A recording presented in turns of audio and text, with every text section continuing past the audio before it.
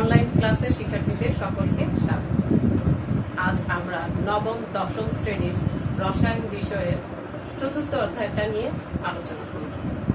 রসায়নের চতুর্থ অধ্যায়ে তোমাদের বইয়ের মধ্যে আছে পর্যায় সারণী। পর্যায় সারণীর আরো দুটি ক্লাস হয়েছে আমাদের, তার মধ্যে যেগুলো নিয়ে আলোচনা করেছি, বাকি যে বিষয়গুলো আছে সেগুলো নিয়ে আজ আমরা আলোচনা করব। দেখো, এখানে লেখা আছে মৌলের পর্যায়বৃত্ত ধর্ম।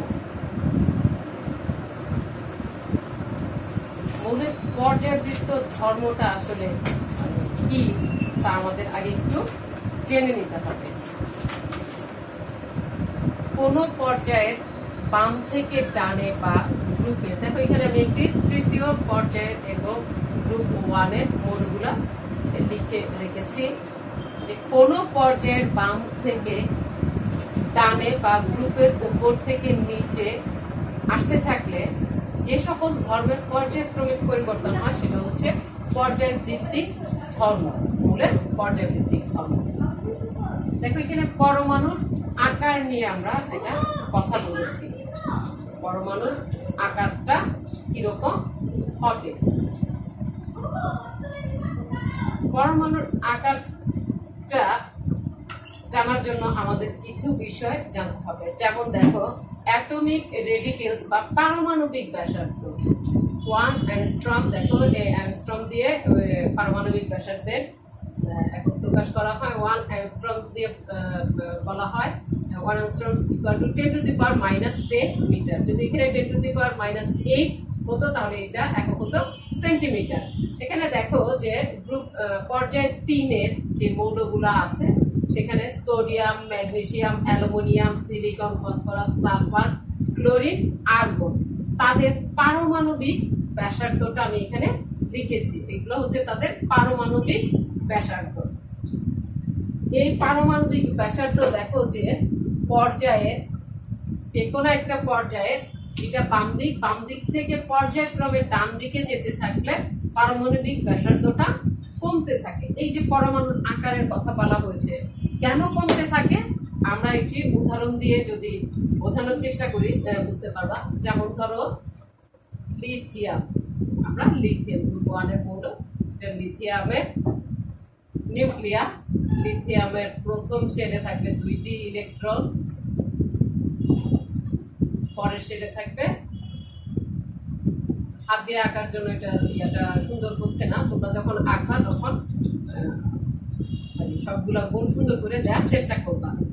শেষ কক্ষপথে আছে দেখো তার একটি ইলেকট্রন। লিথিয়ামের পারমাণবিক সংখ্যা 3 ইলেকট্রন আছে, 3টি, 1s2 2s1।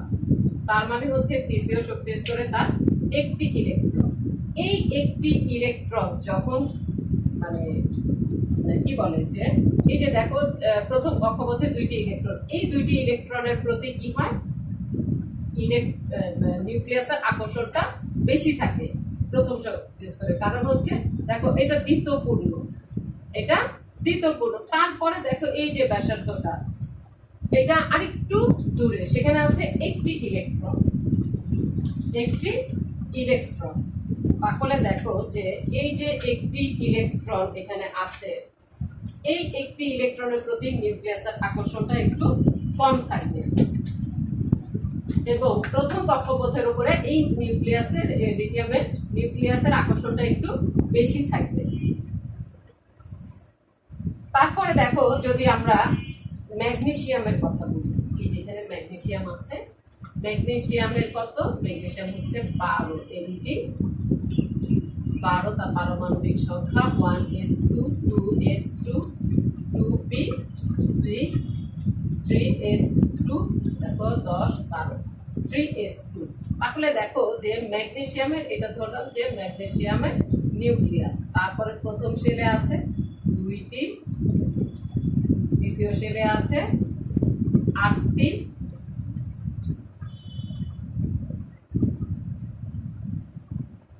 তৃতীয় শেলে আছে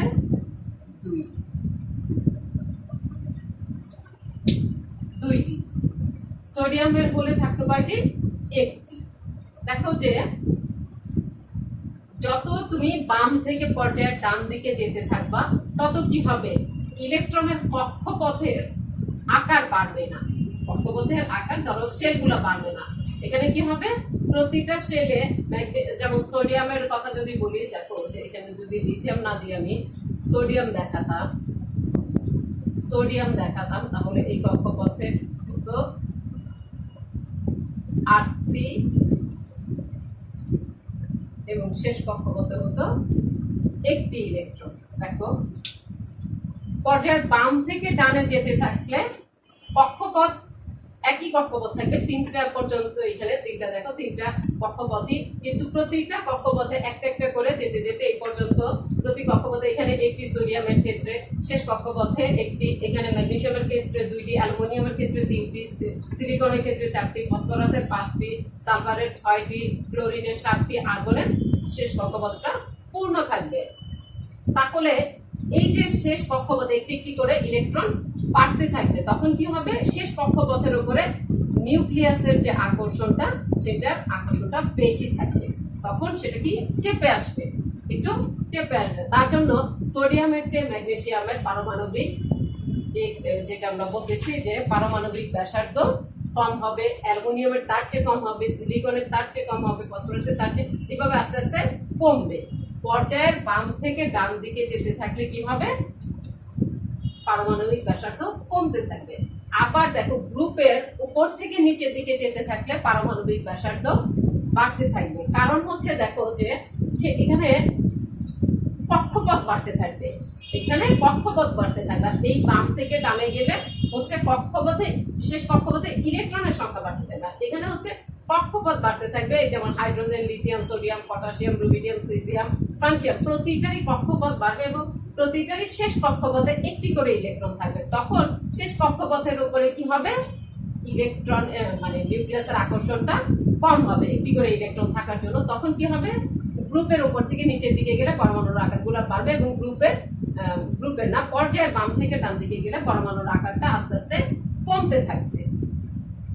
আশা করি তোমরা এই পরমাণুর আকারটা বুঝতে পেরেছো। আমাদের এটা আলোচনা করা শেষ। এরপর আসো যে ধাতব অধাতব ধর্ম। এই যে ধাতব এবং অধাতব ধর্মের কথা বলা হচ্ছে, আমরা কি জানি, ধাতু হচ্ছে চকচক করে, যেটা তাপ এবং বিদ্যুৎ পরিবাহী, তাই আমরা জানি ধাতু। কিন্তু আধুনিক সংজ্ঞায় হচ্ছে যে সকল মৌল এক বা একাধিক ইলেকট্রন ত্যাগ করে ধনাত্মক আয়নে পরিণত হতে পারে, তাকে আমরা বলতেছি ধাতু। যেমন দেখো সোডিয়াম তার শেষ কক্ষপথের একটি ইলেকট্রন সহজেই ত্যাগ করে ধনাত্মক আয়নে পরিণত হতে পারে। এটা শেষ কক্ষপথের একটি ইলেকট্রন ত্যাগ করলে সোডিয়াম প্লাস হয়ে যাবে। সোডিয়াম কি হবে, প্লাস হয়ে যাবে। দেখো তখন আমরা সোডিয়ামটাকে কিভাবে লিখবো,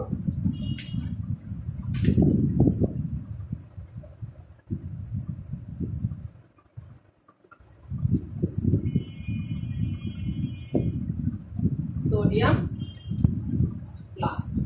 কেন সোডিয়াম প্লাস হবে, দেখো যে সোডিয়ামটা কি হবে, একটি ইলেকট্রন ত্যাগ করবে। সোডিয়াম প্লাস হওয়ার জন্য একটি ইলেকট্রন সে ত্যাগ করে, তার জন্য সোডিয়ামটা প্লাস হয়ে যাচ্ছে। এবার আসো অধাতব ধর্ম কোনটা। অধাতব ধর্ম হচ্ছে যে অধাতুটা কি, যে সকল মৌল চকচক করবে না, আঘাত প্রদান করলে শব্দ হবে না, তাপ ও বিদ্যুৎ পরিবহন করবে না, সেগুলোকে আমরা জানি অধাতু। এবং আধুনিক সংজ্ঞা হচ্ছে যে সকল মৌল এক বা একাধিক ইলেকট্রন গ্রহণ করে ঋণাত্মক আয়নে পরিণত হবে, তাকে আমরা কি বলতেছি, অধাতব ধর্ম, মৌলের অধাতব ধর্ম। যেমন ক্লোরিনের কথা যদি আমরা বলি, ক্লোরিনের শেষ কক্ষপথে দেখো যে ক্লোরিনের, এটা হচ্ছে ক্লোরিনের নিউক্লিয়াস, তার প্রথম কক্ষপথে 2টি, দ্বিতীয় কক্ষপথে থাকবে 8টি, 8 2 10, এবং শেষ কক্ষপথে থাকবে 7টি ইলেকট্রন, 7টি ইলেকট্রন। তার আর একটি ইলেকট্রন লাগে তার অষ্টক পূরণের জন্য। তখন আমরা কি করব, একটি ইলেকট্রন ক্লোরিন গ্রহণ করবে। তখন একটি ইলেকট্রন ক্লোরিন গ্রহণ করলে, দেখো ক্লোরিন গ্রহণ করলে কি হয়, একটি ইলেকট্রন গ্রহণ করলে ক্লোরিন মাইনাস হয়ে যাবে, ক্লোরিন মাইনাস হয়ে যাবে। আমরা কি দেখতে পাচ্ছি যে পর্যায় সারণীতে যে কোনো পর্যায়ের বাম থেকে ডানে গেলে অধাতব ধর্ম বৃদ্ধি পাবে।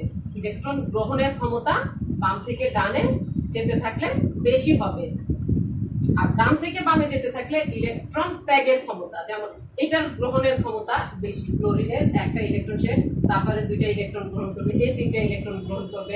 কিন্তু দেখো যে এই যে সিলিকন, সে একটা অপধাতু, সে কোনো সময় ধাতুর মতো আচরণ করে, কোনো সময় অধাতুর মতো আচরণ করে। তার জন্য আমরা এটাকে বলতেছি অর্ধধাতু বা অপধাতু। দেখো আমরা ধাতব অধাতব ধর্ম আলোচনা করে ফেলেছি। এবার দেখো যে গলনাঙ্ক ও স্ফুটনাঙ্ক নিয়ে যদি আমরা কথা বলি, একটি গ্রুপের গলনাঙ্ক এবং স্ফুটনাঙ্ক নিয়ে যদি আমরা কথা বলি, তখন দেখা যায় যে ধরো একটি গ্রুপের কথা, lithium, sodium, potassium, rubidium, caesium, উপর থেকে নিচে নামতে থাকলে আস্তে আস্তে কি হবে, এদের গলনাঙ্ক, যেহেতু এগুলো গ্রুপ 1 এর মৌল, এরা ধাতু গলনাঙ্ক এবং স্ফুটনাঙ্ক এমনিতেই কম থাকে। আবার দেখো গ্রুপ 7 এর মৌল যদি ফ্লোরিন, ব্রোমিন, আয়োডিন, স্ট্রেটিন, এইগুলা যদি উপর থেকে নিচের দিকে আমরা নামতে থাকি একই গ্রুপের, তখন দেখা যায় যে এদের গলনাঙ্ক, স্ফুটনাঙ্ক, ঘনত্ব, পারমাণবিক সংখ্যা বৃদ্ধির সাথে সাথে কি হবে, বৃদ্ধি পেতে থাকবে উপর থেকে নিচে, গ্রুপ 7 এর ক্ষেত্রে। এবং গ্রুপ 1 এর ক্ষেত্রে কি হবে, গলনাঙ্ক এবং স্ফুটনাঙ্ক, যেহেতু এগুলো ধাতু, তাদের গলনাঙ্ক এবং স্ফুটনাঙ্ক এমনিতেই কম হবে। আবার দেখো যদি আমরা তৃতীয় পর্যায়ের মৌলের কথা বলি, তাহলে দেখা যাবে যে এদের গলনাঙ্ক এবং স্ফুটনাঙ্ক, যেমন সোডিয়ামের চেয়ে ম্যাগনেসিয়ামের গলনাঙ্ক বেশি, ম্যাগনেসিয়ামের চেয়ে অ্যালুমিনিয়ামের গলনাঙ্ক বেশি, অ্যালুমিনিয়ামের চেয়ে সিলিকনের বেশি। তারপরে দেখা যাবে যে ফসফরাস থেকে আস্তে আস্তে কি হবে, এটা কমতে থাকবে। আবার স্ফুটনাঙ্ক ধরো, যেটা গলনাঙ্কের কথা বললাম, কিভাবে আস্তে আস্তে বাড়বে, বেড়ে একটা পর্যায়ে আবার কমতে থাকবে। ধাতব ধর্ম থেকে যখন অধাতব ধর্মের দিকে যেতে থাকবে, তখন কি হবে, এটা কমতে থাকবে। আবার দেখো যে স্ফুটনাঙ্ক কি হয় এই তৃতীয় পর্যায়ের ক্ষেত্রে, স্ফুটনাঙ্ক আস্তে আস্তে সোডিয়ামের চেয়ে ম্যাগনেসিয়ামের বেশি, ম্যাগনেসিয়ামের চেয়ে অ্যালুমিনিয়ামের বেশি, অ্যালুমিনিয়ামের চেয়ে সিলিকনের বেশি হবে। তারপরে কি হবে, আস্তে আস্তে কমতে থাকবে। সিলিকনের চেয়ে আবার ফসফরাসের কম, তার চেয়ে সালফারের কম, তার চেয়ে ক্লোরিনের কম, তার চেয়ে আর্গনের কম। আস্তে আস্তে কি হবে, স্ফুটনাঙ্কটাও একটা বাড়তে বাড়তে একটা পর্যায়ে এসে আবার কমতে থাকবে। ধাতব থেকে অধাতব ধর্মের দিকে যত বেশি যেতে থাকবে তত কমতে থাকবে। এটা কেন হচ্ছে, যে ধাতব বন্ধনের দৃঢ়তা বৃদ্ধির সাথে সাথে গলনাঙ্ক এবং স্ফুটনাঙ্ক তাদের অধিক হয়। এরপর আসো যে সক্রিয়তা। গলনাঙ্ক স্ফুটনাঙ্ক নিয়ে তোমরা আশা করি বুঝতে পেরেছো, কারণ তোমাদের অনেক সময় আসে যে কোন মৌলের গলনাঙ্ক, কোন গ্রুপের পর্যায়ের কোন গলনাঙ্ক উল্লেখ করে ধরো একটা পর্যায়ের বলতে থাকে যে পারবে না, কমবে, এরকম দেয়া থাকে। সেই ধরনের প্রশ্নগুলো আশা করি সমাধান করতে পারবা। তারপর আসো যে সক্রিয়তা দেখো যে গ্রুপ 1 এর মৌলগুলো হচ্ছে ক্ষার ধাতুর সক্রিয়তা দেখো যে লিথিয়ামের চেয়ে সোডিয়ামের সক্রিয়তা বেশি, সোডিয়ামের চেয়ে পটাশিয়ামের সক্রিয়তা বেশি, তার চেয়ে রুবিডিয়ামের, তার চেয়ে সিজিয়ামের বেশি। আবার যদি ধরো মৃৎক্ষার ধাতুর ক্ষেত্রে হয়, মৃৎক্ষার ধাতুর ক্ষেত্রে আবার এটা কি হবে, একটু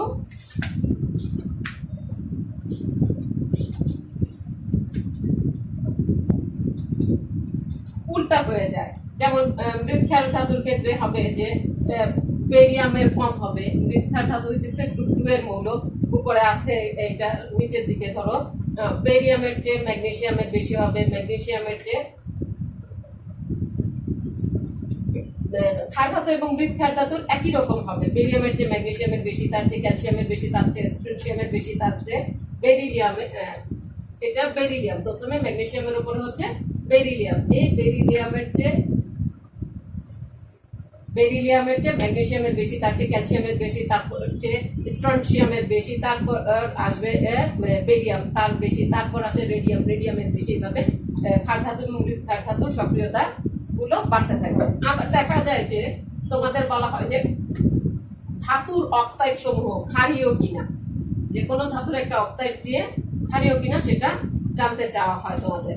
তখন তোমরা ধরো কি করবা, যখন তোমাদের বলা হবে যে ধাতুর, যে কোনো ধাতুর একটা অক্সাইড দিয়ে বললো যে এটার চেয়ে ক্ষার বা ইয়ে কম বেশি কিনা। দেখো যে আমি এখানে একটি উদাহরণ দিয়ে যদি তোমাদের দেখাই যে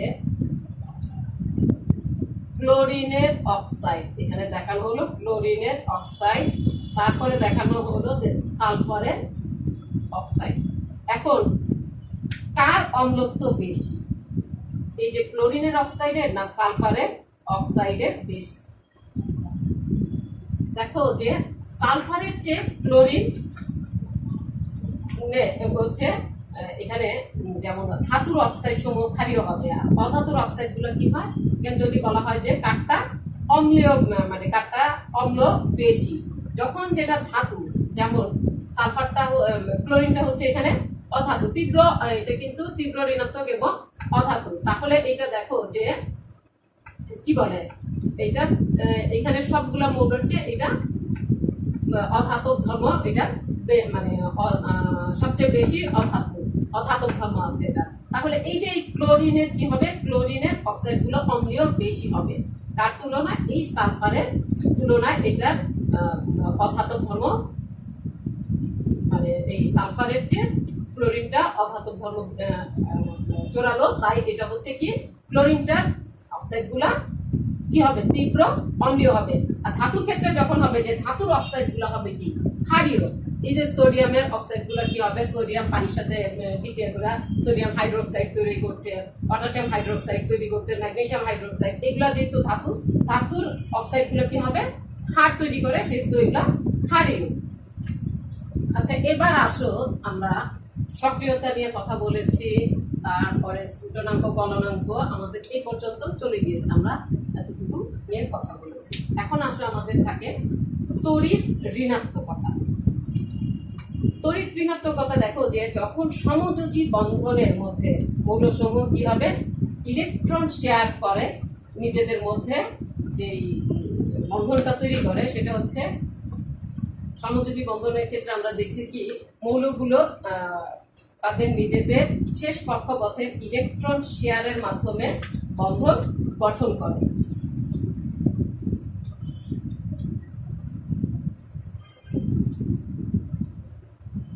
এখন এই যে তারা সমযোজী বন্ধনে আবদ্ধ হওয়ার ফলে যে অণু গঠন করে, সেই অণুর পরমাণুগুলোর মধ্যে বন্ধনে ইলেকট্রন যে জোটগুলো থাকে, সেই ইলেকট্রন দুটোকে যে মানে যেই ইলেকট্রন আদান প্রদানের মানে তারা শেয়ার করে, সেই ইলেকট্রনকে কি করে নিজের দিকে যে বেশি যত আকর্ষণ করে, সেটা হচ্ছে তার তত মানে তড়িৎ ঋণাত্মকতা বলা হয় বলে। দেখো যে আমরা যদি এখানে একটি ইয়া দেখাই, উদাহরণ দিয়ে দেখাই, যেমন কার্বন ডাই অক্সাইড CO2 এর ক্ষেত্রে দেখো যে কার্বনের বন্ধনগুলো কিরকম, কার্বনের বন্ধন হচ্ছে এইরকম।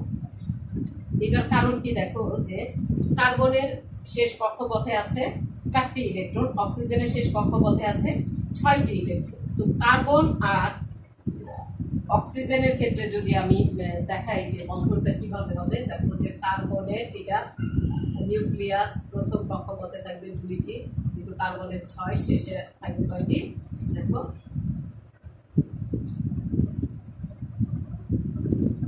4টি না, দুই পাশ দিয়ে দেখবে।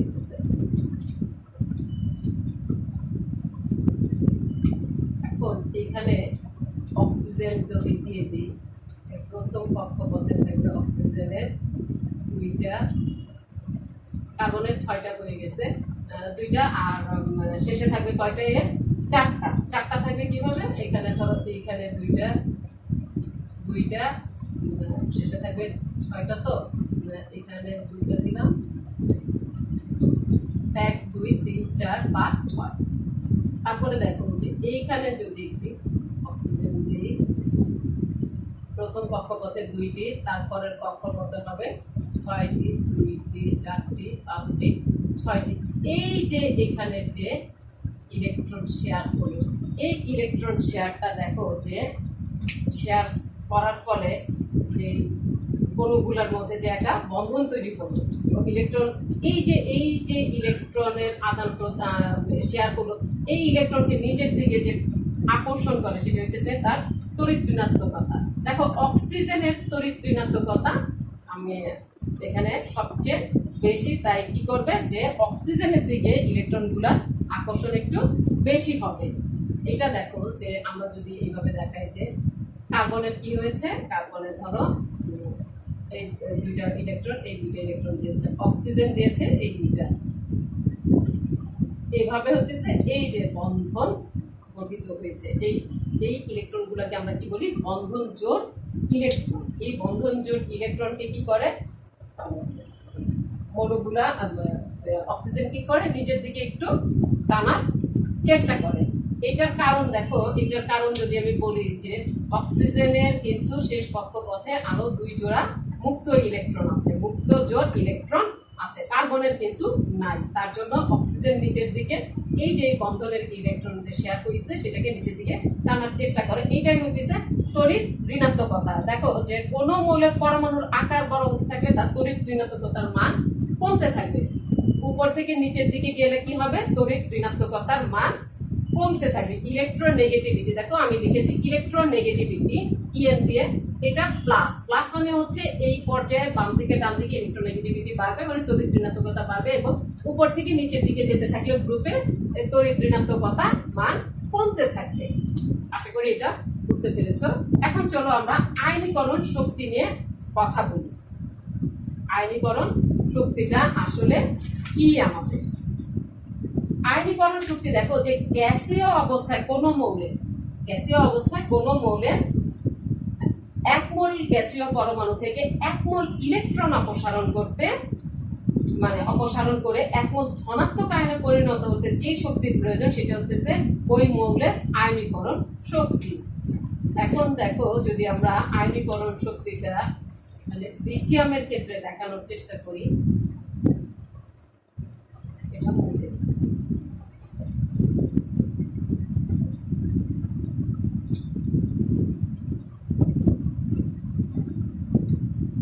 সোডিয়ামের উপরে গ্রুপ 1 এর মৌলের মধ্যে আছে লিথিয়াম। লিথিয়ামের প্রথম কক্ষপথে থাকবে 2টি ইলেকট্রন, শেষ কক্ষপথে থাকবে 1টি ইলেকট্রন। এই যে লিথিয়ামের মানে গ্যাসীয় 1 মোল থেকে মানে 1 মোল গ্যাসীয় পরমাণু থেকে লিথিয়ামের 1 মোল ইলেকট্রন সরাতে, এই যে 1 মোল ইলেকট্রন সরাতে কি হবে,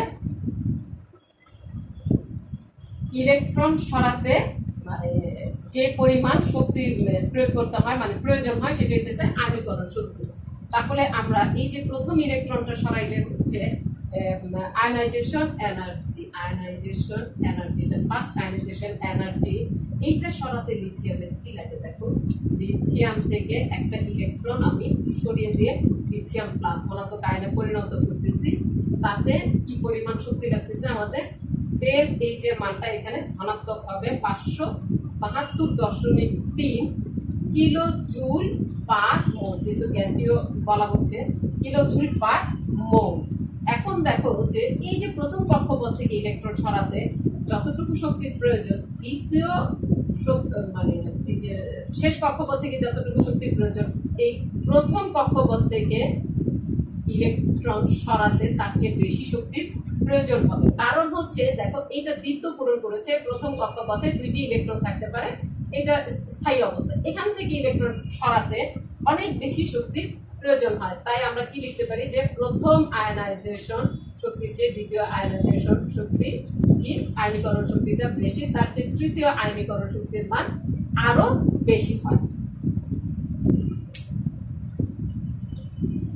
তাহলে আমরা কি বুঝতে পারলাম যে কোন পর্যায়ে বাম থেকে ডান দিকে বা গ্রুপের উপর থেকে নিচে যেতে থাকলে কি হয়, দেখো যে বাম থেকে ডান দিকে যেতে থাকলে ইলেকট্রন মানে আয়নীকরণ শক্তির মান বাড়বে, এবং উপর থেকে নিচে যেতে থাকলে আয়নীকরণ শক্তির মান কমবে। কারণ হচ্ছে এই উপর থেকে নিচের দিকে শেষ কক্ষপথে শক্তির স্তর বাড়ে কিন্তু ইলেকট্রন সংখ্যা বাড়ে না, আর এর জন্য এটা অপসারণ করা সহজ।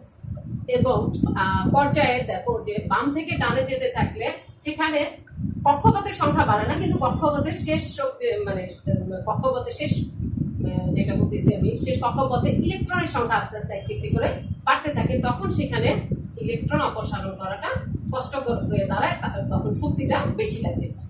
আচ্ছা, এবার দেখো আমরা কি নিয়ে কথা বলবো, ইলেকট্রন আসক্তি। আমাদের শেষ টপিকস এখানে মৌলের পর্যাবৃত্ত হবে ইলেকট্রন আসক্তি। দেখো যে ইলেকট্রন আসক্তিটা কি। গ্যাসীয় অবস্থায় কোনো মৌলের 1 মোল গ্যাসীয় পরমাণুতে 1 মোল গ্যাসীয় পরমাণুতে 1 মোল ইলেকট্রন প্রবেশ করিয়ে 1 মোল ঋণাত্মক আয়নে পরিণত করতে যে শক্তি নির্গত হয়, এখান থেকে কি হবে, শক্তিটা নির্গত হবে এবং এখানে ডেল এইচ এর মান এর জন্য নেগেটিভ হবে। নির্গত হয় তাকে ওই মৌলের ইলেকট্রন আসক্তি বলে। যেমন দেখো যে ফ্লোরিনের উপরের মৌলটা হচ্ছে ফ্লোরিনের কত F9 হইলে এই যে ফ্লোরিনের এটা নিউক্লিয়াস প্রথম শক্তি স্তরে 2টি এবং শেষ শক্তি স্তরে কয়টি, F9 যেহেতু কয়টি থাকে, 7টি থাকবে। এইখানে একটি ইলেকট্রন প্রবেশ করাতে যে পরিমাণ শক্তি নির্গত হবে, দেখে একটি ইলেকট্রন মানে প্রবেশ করিয়ে ঋণাত্মক আয়নে পরিণত করতে যে পরিমাণ শক্তি মানে নির্গত হয় সেটা হচ্ছে ইলেকট্রন আসক্তি। তাহলে এখানে ইলেকট্রন আসক্তি দেখো যে যেহেতু ফ্লোরিনটা গ্যাসীয় পরমাণু আমরা চিন্তা করেছি, একটি ইলেকট্রন গ্রহণ করলে এর কি হয়, F মাইনাসে পরিণত হবে গ্যাসীয়, একে অ্যানায়নে পরিণত করতে আমাদের ডেল এইচটা কি হবে, শক্তি নির্গত হওয়ার জন্য ডেল এইচ এর মাত্রা ঋণাত্মক হবে 328 মাইনাস 328 কিলোজুল পার মোল হবে। আশা করি শিক্ষার্থীরা তোমরা এই বিষয়গুলো খুব ভালোভাবে বুঝতে পেরেছো। সকলকে ধন্যবাদ।